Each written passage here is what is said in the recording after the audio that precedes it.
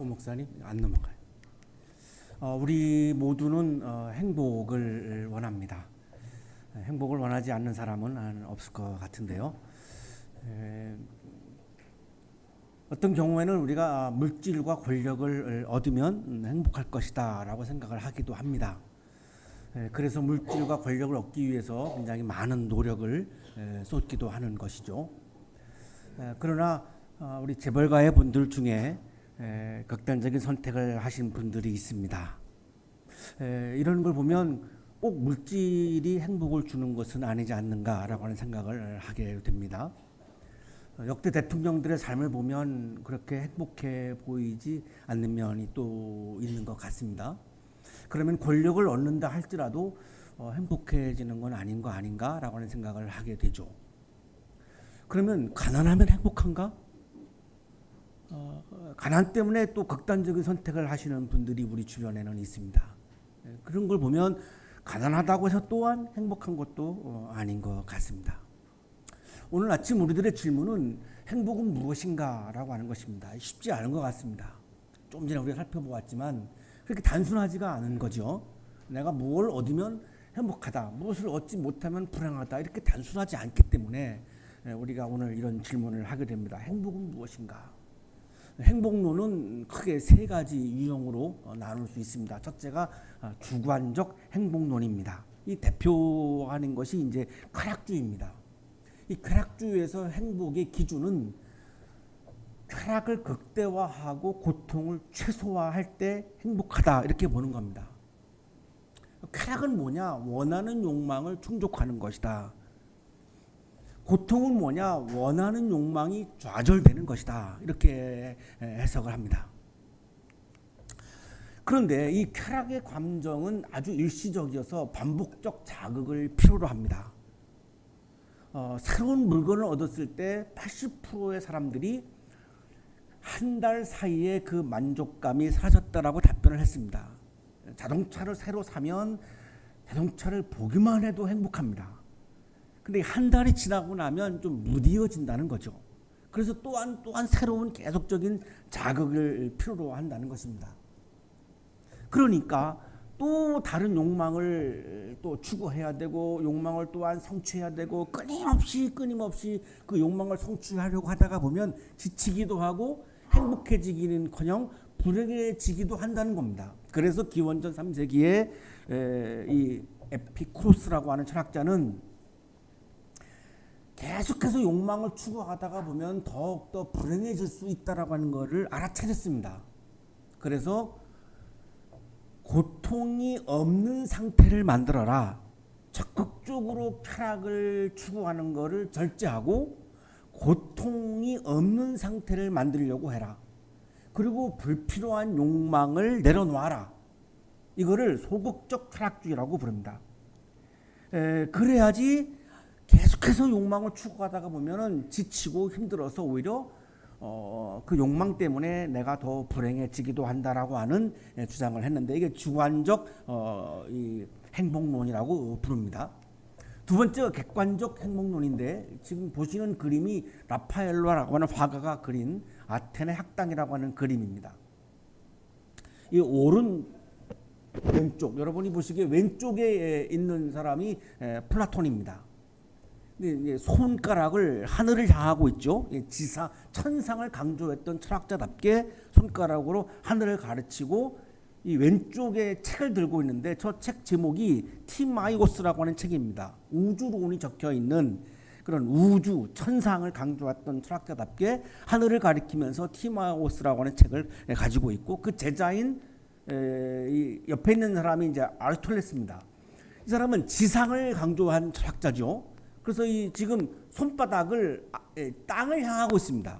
그리고 책을 들고 있는데 니코마코스 율리학이라고 하는 본인이 쓴 책이죠. 이 아리스토텔레스는 니코마코스 율리학이라고 하는 책을 통해서 객관적 행복론을 전개해 나가는데, 이 대부분의 내용이 행복에 관한 내용입니다. 그래서 아리스토텔레스의 율리학은 행복의 율리학이다라고 그렇게 부를 정도입니다. 이 책에서 이 아리스토텔레스는 금욕주의자들은 욕망을 배제하죠. 아주 욕망은 더럽고 나쁜 거고 아주 유치한 거고, 이 수도원에서 살아가는 금욕주의자들은 욕망을 아주 끊어버립니다. 반면에 쾌락주의자들은 욕망이 좋은 것이라고 생각하면서 욕망을 적극적으로 추구합니다. 이 아리스토텔레스는 의사 아들답게 굉장히 현실적인 사고를 한 철학자입니다. 욕망을 인정합니다. 욕망이 없으면 인간은 목표가 없고 살 수가 없다는 거죠. 욕망을 인정합니다. 그런데 그 욕망 때문에 또한 불행해질 수도 있기 때문에 욕망과 쾌락의 사이에서 중용의 길을 가라고 강조합니다. 그 중용의 길이 뭐냐? 윤리, 덕, 성품이라고 얘기합니다. 아레떼라고 하는 말을 사용하는데요.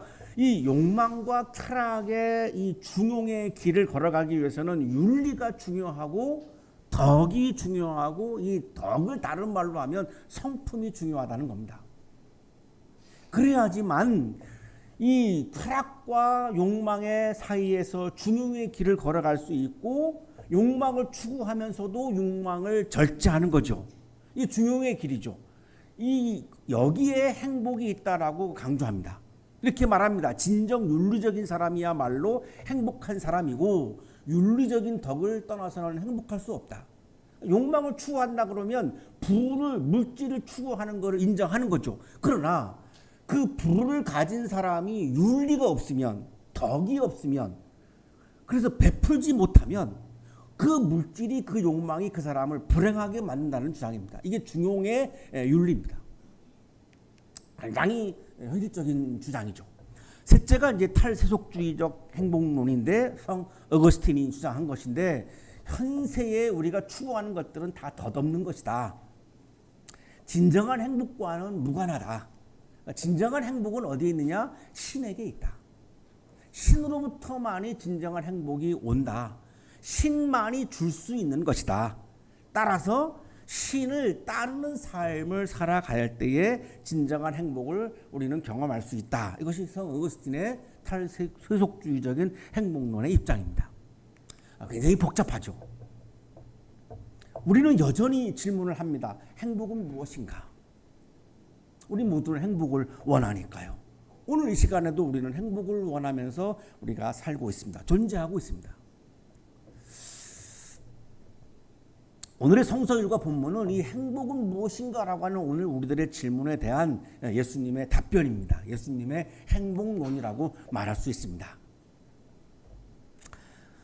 예수님께서 산에서 말씀을 전하시다가 내려오셔가지고 평지에 서셨습니다. 그러니까 많은 사람들이 몰려오는데 주로 이제 제자들이 주로였고, 또 제자가 아닌 무리들도 몰려왔습니다. 평지에서 이제 말씀을 시작하시는데, 그래서 이거를 평지 설교라고 부릅니다.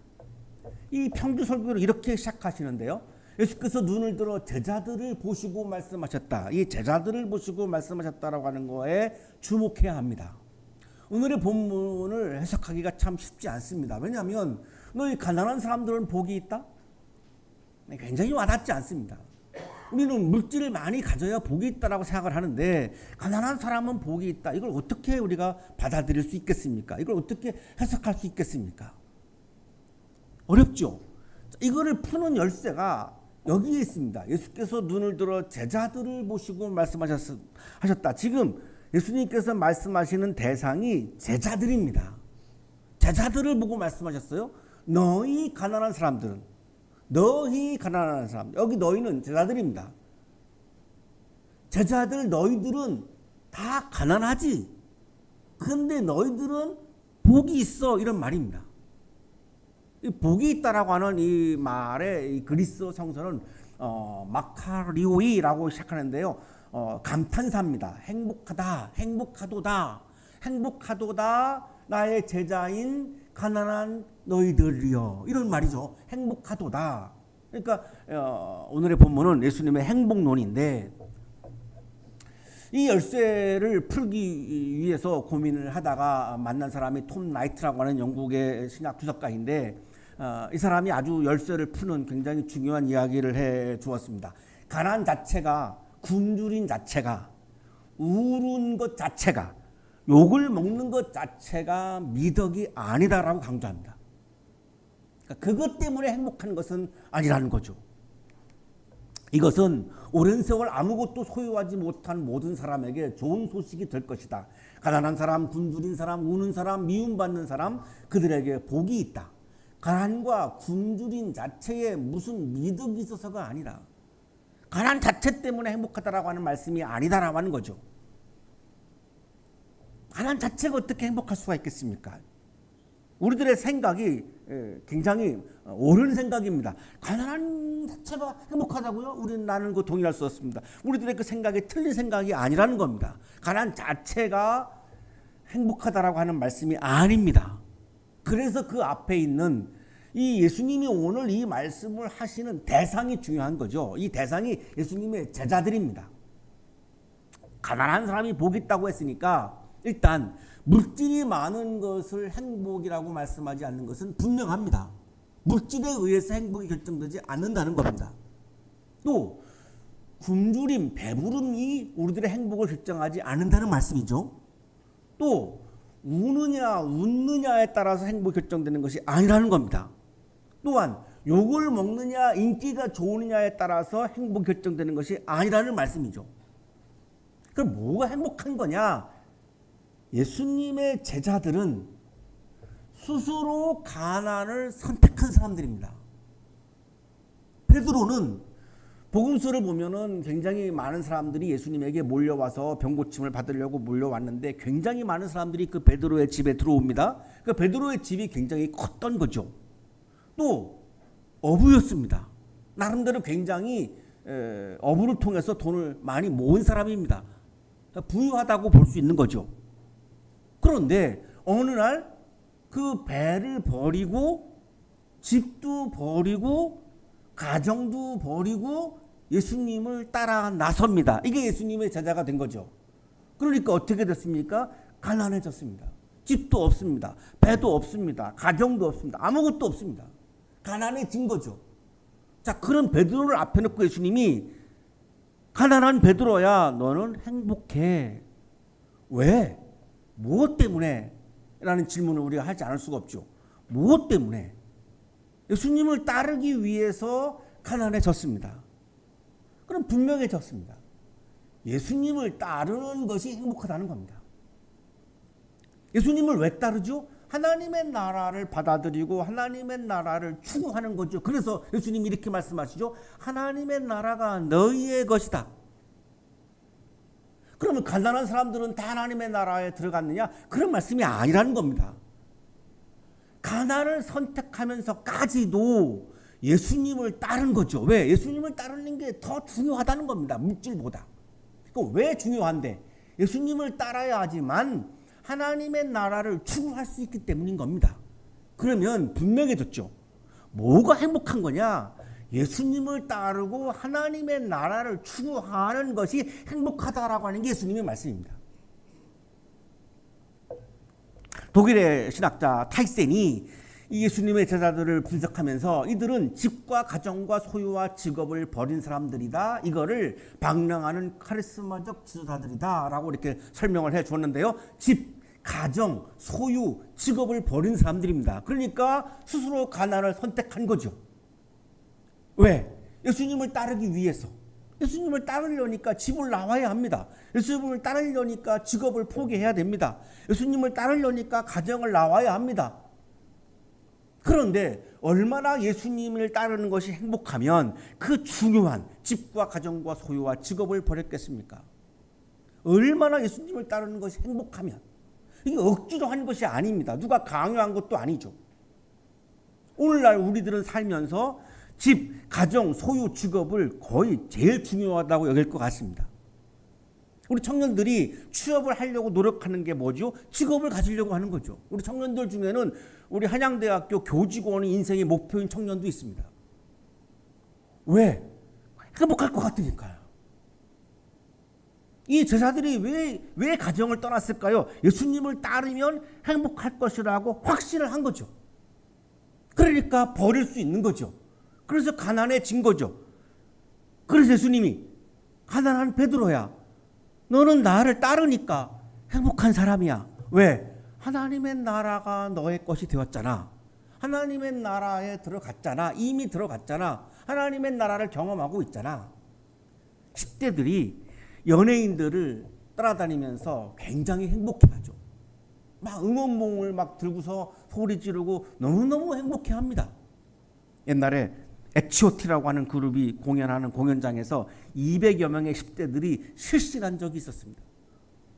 그 정도로 행복한 겁니다. 학교에 가는 것보다도 더 행복한 거죠. 그러니까 학교에 안 가고 콘서트장에 가는 사람 10대들도 있었죠. 행복하니까. 인간의 행복을 추구하니까. 예수님의 제자들이 지금 예수님을 따르기로 결심하고 예수님을 따르는 것은 10대들이 이 H.O.T를 열광하며 따라다니는 것하고는 비교도 안 되는 겁니다. 10대들은 가정을 버리지는 않잖아요. 이 제자들은 가정까지 버렸습니다.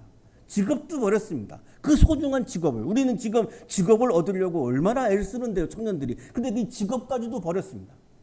그러니까 예수님의 눈에는 외형적으로는 가난한 이들이, 예수님 앞에 와 있는 사람들은 다 지금 예수님의 제자들인데 다 가난한 사람들입니다. 가난하니까 굉장히 외형적으로는 불쌍하게 보이죠. 하지만 예수님 눈에는 행복한 사람들로 여겨진 것입니다. 왜? 예수님을 따르는 것을 확인했기 때문에, 하나님의 나라를 추구하는 것을 확인했기 때문에. 반면에 24절에 가면 너희 부유한 사람들은 화가 있다라고 말씀하죠. 너희가 너희의 위안을 받고 있기 때문이다. 부유함 자체가 불행하다라고 하는 말씀이 아닌 겁니다.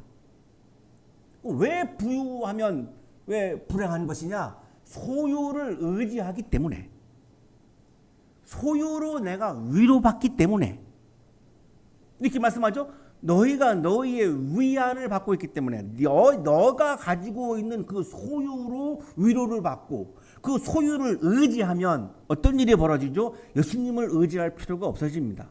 예수님의 위로가 필요 없습니다. 그 물질이 나에게 충분히 위로를 주고 그 물질이 나에게 충분히 의지가 되는데 내가 굳이 예수님을 의지할 이유가 없죠. 예수님으로부터 위로를 받을 필요도 없습니다. 그러니까 예수님을 의지하지 않고 하나님의 나라를 위해서 자신의 소유를 이웃과 나누지 않기 때문에 불행하다는 겁니다. 소유 자체가 나를 불행하게 만든다는 의미가 아닙니다. 삭개오 같은 사람을 보면 세리였습니다. 부유했습니다.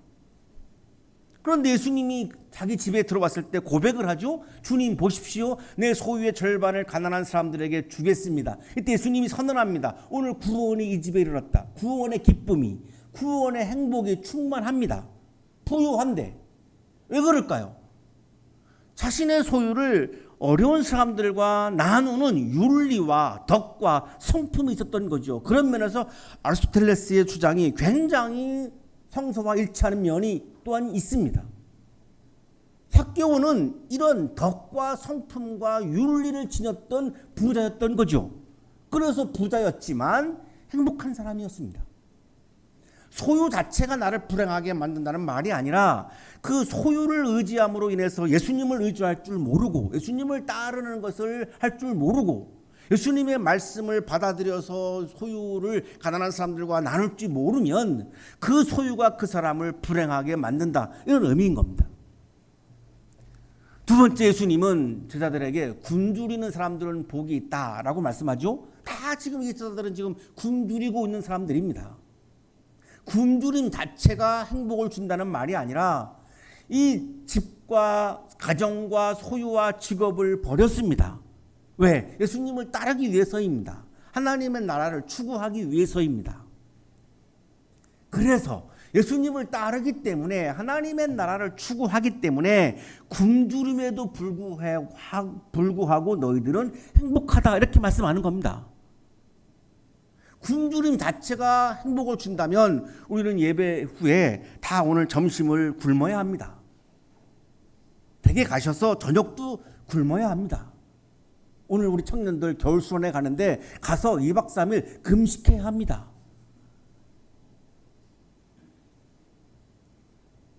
굶주림 자체가 행복을 준다는 말이 아닌 것이 분명한 거죠. 그럼 뭐가 행복을 주느냐? 굶주리면서까지 예수님을 따르고 하나님의 나라를 추구하는 것에 행복이 있다라고 예수님은 말씀하는 거죠. 반면 25절에 가서 너희 배부른 사람들은 화가 있다라고 말씀하죠.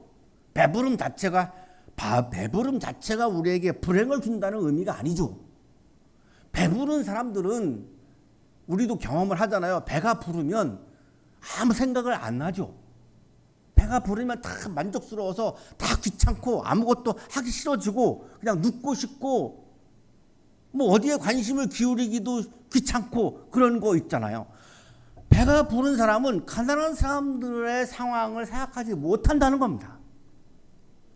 내가 배부른데 뭐가 문제냐? 내가 배부르면 지금 이 시간에 배부르지 못해서 배가 고파서 굶주리는 사람을 생각해야 한다는 거죠. 이게 아리스토텔레스가 말한 윤리요 덕이요 성품인 겁니다. 배부른 사람이 굶주리는 사람을 돌보지 않는 것이 불행이다라고 말씀하는 겁니다. 이걸 이사야 예언자가 이러한 사람을 어리석은 사람, 악을 좋아하는 사람, 불경건한 사람이라고 지적을 했죠. 이사야 32장 6절에서 어리석은 사람은 어리석은 말을 하며 그 마음으로 악을 좋아하여 불경건한 일을 하며 주님께 함부로 말을 하고 굶주린 사람에게 먹거리를 주지 않고 목마른 사람에게 마실 물을 주지 않습니다. 굶주리는 사람에게 먹거리를 주지 않는 사람을 이사야 예언자는 어리석은 사람이라고, 아주 악을 좋아하는 사람이라고, 불경건한 사람이라고 그렇게 지적을 했습니다. 세 번째, 지금 슬피 우는 사람들은 복이 있다라고 말씀합니다. 우는 것 자체가 행복이 아닌 거죠. 어떻게 우는 것 자체가 행복이겠습니까? 독일의 신약주석가 루돌프 물투만은 세상의 죄와 자신의 죄에 대해서 슬퍼하는 것을 의미하는 것일 것이다 라고 그렇게 해석을 합니다. 세상의 죄에 대해서 슬퍼할 줄 아는 사람은 하나님의 나라를 추구할 가능성이 많습니다. 자신의 죄에 대해서 슬퍼하고 애통할 줄 아는 사람은 회개할 가능성이 많습니다. 회개를 하면 하나님의 나라를, 행복이 가득한 하나님의 나라를 경험할 가능성이 많아집니다. 세상의 죄와 자신의 죄에 대해서 슬퍼하고 우는 사람이 행복하다라고 하는 말씀인 거죠. 반대로 웃는 사람은 화가 있다. 25절에서 웃는 사람은 화가 있다라고 말씀하는데, 그럼 우리가 살면서 웃으면 안 되는 건데, 여기서 말하는 웃음은 아주 비웃는 거, 조소하는 거, 교만하게 아주 사악한 웃음을 짓는 것을 말하는 웃음입니다. 이게 70인역에 나오는 겔라오라고 하는 그리스어 단어인데, 그냥 우리가 이렇게 기뻐서 웃는 웃음을 말하는 것이 아니고 교만에 빠져가지고 남을 비웃고 조소하고 하는 거를 말합니다. 그런 사람은 불행하다는 겁니다. 네 번째, 너희를 미워하면, 미움을 받으면 행복하다. 배척받으면 행복하다. 욕을 먹으면 행복하다. 내침을 당하면, 배제를 당하면 행복하다. 이렇게 말씀합니다. 미움을 받는 것 자체가 행복할 수는 없습니다. 왜 이들은 미움을 받을까요? 예수님을 따르기 때문에 미움을 받는 겁니다. 예수님을 반대하는 로마 제국 사람들이나 예수님을 반대하는 유대 종교 지도자들이나 예수님을 너무나 미워했습니다. 따라서 예수님을 따르는 예수님의 제자들은 그들로부터 미움을 받을 수밖에 없습니다. 그래서 베드로가 예수님이 십자가에 달리실 때 나는 예수님을 모른다고 3번이나 부인했던 겁니다. 내가 예수님의 제자라고 막 토로하면 미움을 받을 테니까요. 예수님을 따른다고, 하나님의 나라를 추구한다고, 사랑과 정의를 지킨다고 배척을 당하면 행복하다는 겁니다. 왜? 하나님의 종임을 입증하는 것이기 때문에 그렇습니다. 하나님을 따르고 하나님의 나라를 추구하고 예수님을 따르는 것이 분명하기 때문입니다. 구약시대에도 참 예언자들은 배척을 받았습니다. 그러나 그들이 불행했다고 말하는 사람은 없습니다. 거짓 예언자들은 환대받았습니다. 그들을 행복하다고 말하는 사람은 없습니다. 예수님께서도 유대인들로부터 배척받았습니다. 아무도 예수님을 불행한 인생을 살았다라고 말하는 사람은 없습니다. 독립운동가들은 일제로부터 배척받았습니다. 그러나 그들은 나라를 지키면서 행복했습니다. 행복했으니까 한 겁니다. 그게 불행하다면 왜 했겠습니까? 행복하니까 한 거죠.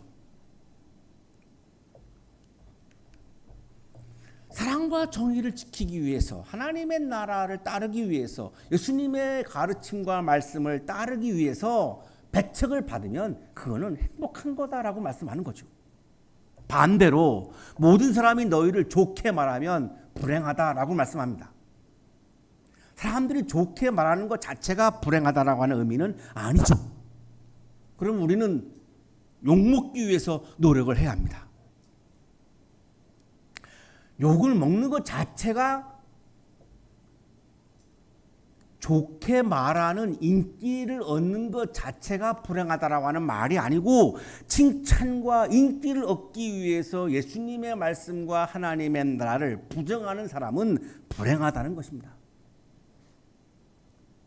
예수님을 따르고 하나님의 나라를 따르면 때로는 세상에서 말하는 것을, 세상에서 주장하는 가치를 부정해야 될 때가 있습니다. 그러면 그거를 강조하는 사람들로부터는 욕을 먹겠죠.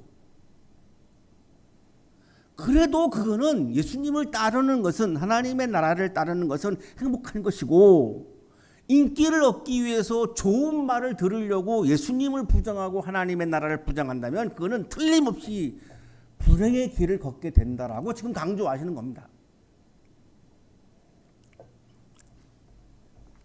로마의 최후의 철학자인 보에티우스가 철학의 위안을 통해서 부와 권력과 관직과 명예와 쾌락에는 참된 행복이 없다고 강조하면서 참된 행복은 신 자체라고 말합니다.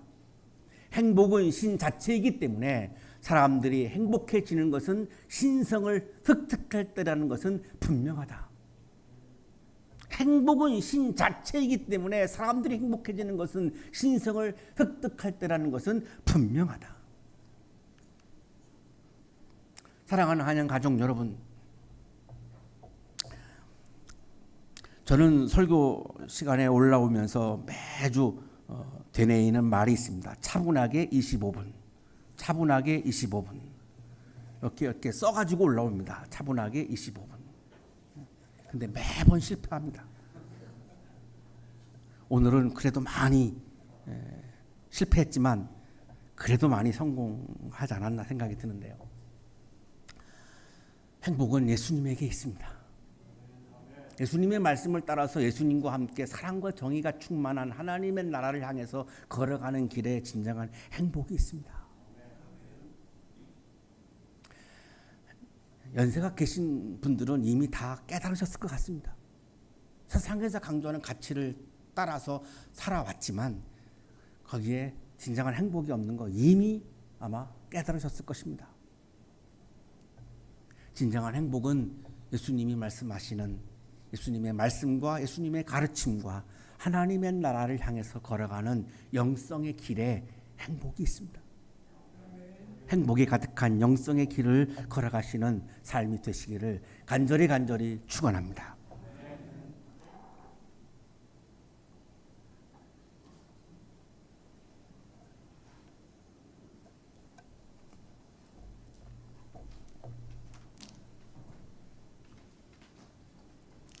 거룩하신 주님, 때로는 우리가 무엇을 추구할 것인가, 무엇을 따라서 어떤 길을 걸어갈 것인가 고민할 때가 많습니다.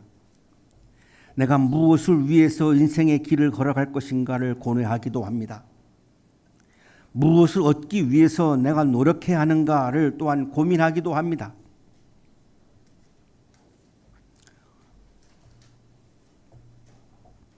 답을 얻지 못하고 나에게 행복을 주지 못하고 불행을 주는 것을 붙잡고 불행을 가져다 주는 그 길을 또한 걸어갈 때도 많이 있었음을 고백합니다.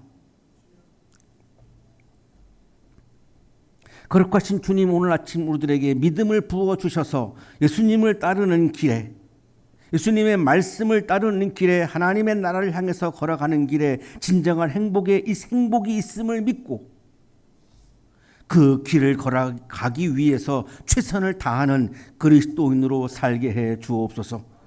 예수 그리스도의 이름으로 기도하옵나이다.